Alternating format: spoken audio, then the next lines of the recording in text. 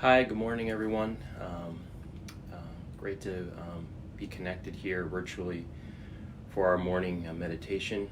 I hope some of you have had the opportunity to reconfigure some time here in the morning to sit together. And it's, as I've been reflecting on this practice here now for whatever it's been, 4 or 5 days, of doing this morning virtual sit.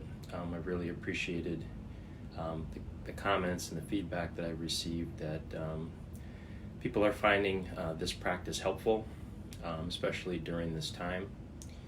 And so I'm grateful to share it and hold the space for it as we move through these unknown times, and really have an opportunity to be in a practice that really in some ways seems like it really fits this practice of meditation and contemplation.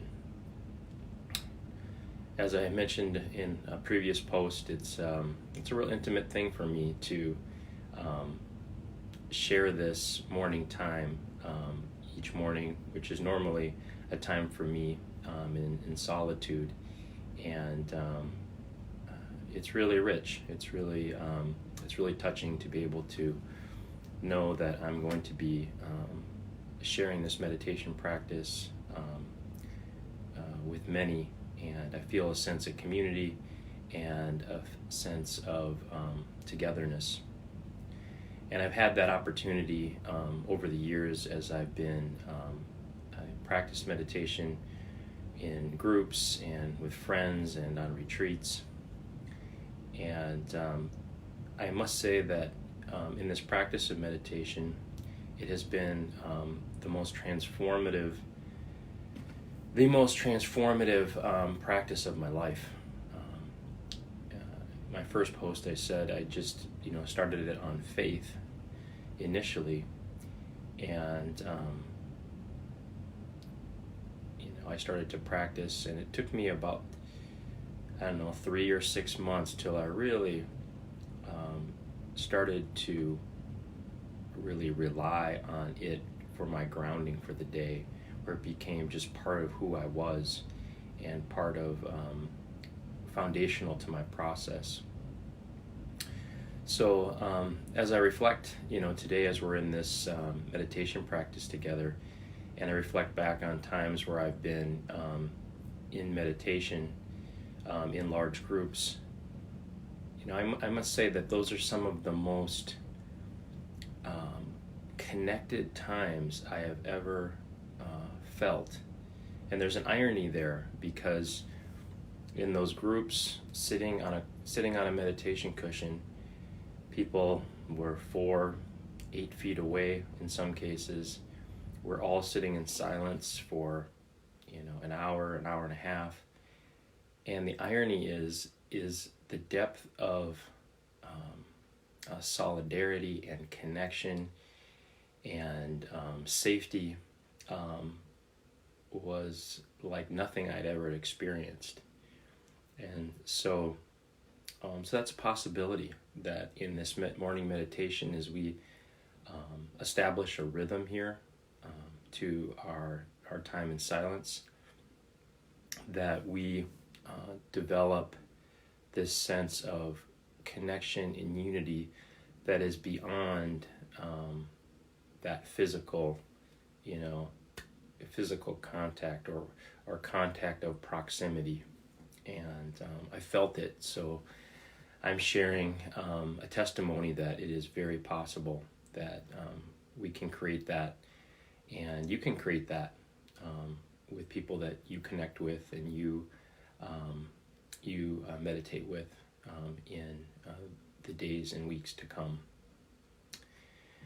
So the thing I'd like to share today is just something I've been reflecting on that has been part of my coaching training and just my training in the area of somatics, and that is we as human beings, what we often can do is if we have unprocessed emotional material. In other words, there are emotions that we aren't ready to face into or process or experience. One common approach, and many times it's unconscious, is what we do is we stay busy and we stay active. We just keep being really busy, and what that does is that helps us kind of numb what we feel. And the moment we start to bring that activity down, then those emotions, that unprocessed emotional material, starts to bubble up. And that's what can happen in meditation, is all of a sudden we start to sit, all of a sudden that emotional material starts to come up, and we have to face into it. And that's at a personal level that we need to be aware of when we're meditating. And it occurs to me that this may be happening to us collectively as we all begin to bring down our activity as a nation, as a state, as a globe, as a planet. As we bring our activity down, we aren't numbing ourselves to that emotional material that we've been avoiding, and that can collectively, individually and collectively, those emotions can start to bubble up. Now, this is something to really to be aware of, to be aware that this dynamic can happen, and it can be startling if you're not aware and you're not oriented to that this dynamic can happen. Oftentimes, people will see meditation or contemplation as something that is just peaceful, blissful, and there can be a real rigor to it on an emotional level. And so, the more we're aware of that, the more we can respond and in a way that is going to help to be transformative for us versus overwhelming for us. So if that experience starts to happen in your life as we collectively sit and bring our activity down, or you notice that at an individual level as you sit in the morning or sit throughout the day, if you notice that emotional material coming up, I just like to offer that is also a powerful, while it can be uncomfortable, it's also a powerful time for all of us to change and transform. When those emotions start to come up, and if they are provocative, they can create an opening in us. And our most common human thing to do is when our equilibrium is disrupted, that homeostasis is disrupted, is for us to go search for some past response that has worked. In other words, go to our history and go back to a familiar pattern, something that we know. And if we have the support and the self-awareness and the practices and the right narrative, it's also an opportunity to step into a new way of being. A new part of yourself can be born, in my experience. And so that's what I encourage you to do. If you notice that start to bubble up for you, is start to work on these centering practices. Start to perhaps journal about what's coming up for you. And start to open up to become aware of your old narrative and your old behavior. Whether your old behavior is to push in or run away or, freeze up, and notice the story that you're in. And then try to center yourself and ask yourself, a question, what if there was a different way? What if instead of pushing in and fighting, what if I were to just observe this moment? What is a new way that I can experience this moment? What's a new way that I can have a new narrative and a new practice and a new way of being that can meet the challenge of this familiar situation in a brand new and inspired way? So I hope those thoughts on stillness and this notion of emotion starting to bubble up at an individual level, and this possibility that our community, our society may have this happen collectively. As our activity goes down, we're all going to be feeling more, especially as the days increase of less activity, and we can be open to a new awareness, which can hopefully open up a new possibility. So let's transition here to our 1-minute meditation. And of course, if you feel like it's important for you to sit longer than 1 minute, please do. When I first started this practice for myself, I was encouraged to sit 5 days a week for 10 to 30 minutes. And I was encouraged to do this for 1 year on faith. And I did. So I encourage you, if this 1 minute is not enough for you and the chime rings and you feel like you need to sit longer, feel free to turn the phone off and just stay in that silence for another 3 or 4 minutes or 10 minutes. But 10 to 20 minutes is a good beginning amount of meditation time to start to cultivate on a daily basis. And I will say that 1 minute of silence, do not underestimate 1 minute of silence. It can be a powerful, powerful opening. So let's enter here. Let's start by relaxing our eyes, relaxing our jaw, relaxing our muscles in our neck. Let's bring our shoulders up and clench our fists. Then feel into your shoulders. Good. Shoulders up.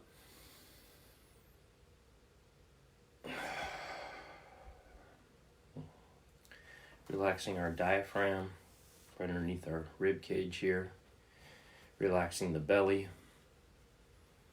Relaxing your hips and your thighs. Your knees, calves and feet, wiggling your toes. What we're doing is we're trying to soften those muscular contraction patterns, creating more space internally. And notice your mood right now. And notice if it's changed from when we first started this time together this morning. Already my mood has shifted to more centeredness and groundedness. I was tired when I first started the call, and now I'm feeling more spacious, especially in my width. And I'm starting to feel more grounded. I'm more aware of my hips into the chair, my feet into the ground. And I'm just starting to settle in here.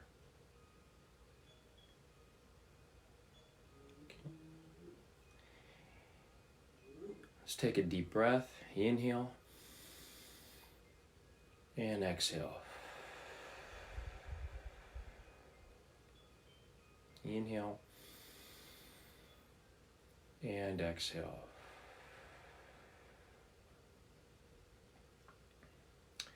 I invite you to close your eyes And as you close your eyes, set your intention. Remind yourself, for the sake of what, that you're doing the practice.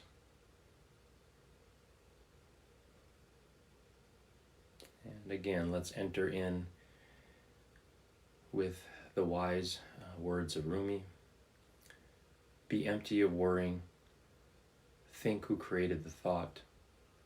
Why do you stay in prison when the door is wide open? Move outside the tangle of fear, thinking. Live in silence. Flowing down and down into always widening rings of being.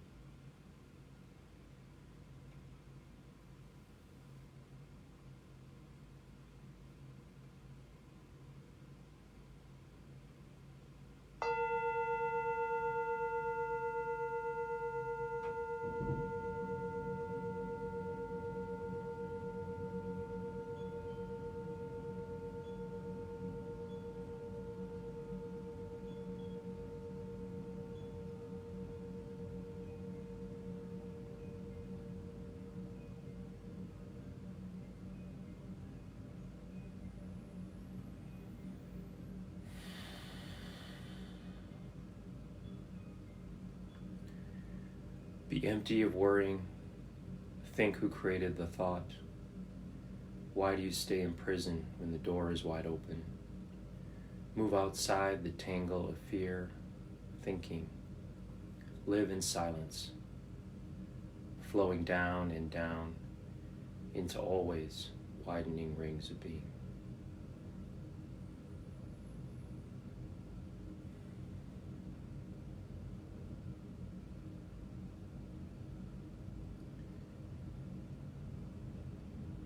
And as we close our practice today, remind yourself again, for the sake of what.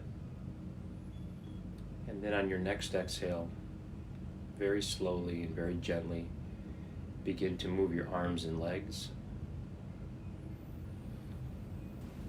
And very slowly and very gently, begin to open your eyes and let the outside world come back in again.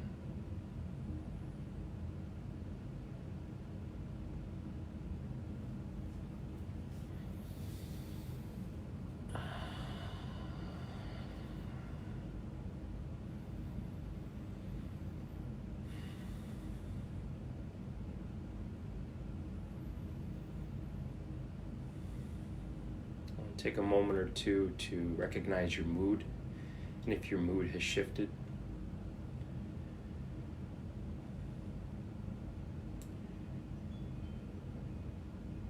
And start to set your intention for the day, carrying forward this level of centeredness and clarity that you've created in this practice, that we've created in this practice together. So blessings, my friends. I'll see you tomorrow morning at 7 a.m. Again, I committed to holding this meditation through the end of the month at 7 a.m. Central Time. And we'll feel into it and see if we continue this through April and through May. I'm committed to holding the space for this as long as it's useful. So blessings to you all, and may your day be inspired. Bye.